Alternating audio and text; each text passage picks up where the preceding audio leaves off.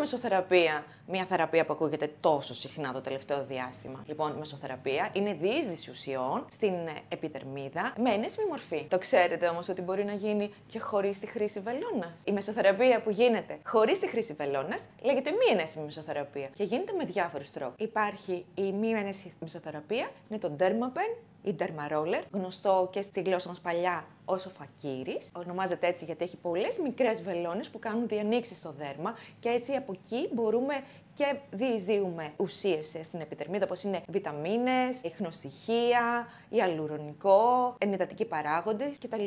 Αυτός όμως εξακολουθεί και είναι επώδυνος τρόπος. Υπάρχει κι άλλος ένας τρόπος που είναι ακόμη πιο ανώδυνος, που ονομάζεται Plasma Shower. Έχουμε ιοντοφόρηση, ιονισμό, Plasma Shower, που είναι και η τελευταία τεχνολογία. Με τον τρόπο αυτό ανοίγουμε διόδους στην επιδερμίδα, έτσι ώστε να μπορέσουμε να διεισδύσουμε μεγαλομοριακές ουσίες στην επιδερμίδα. Τι είναι το Plasma Shower? Αυτό θα το πούμε στο επόμενο βίντεο.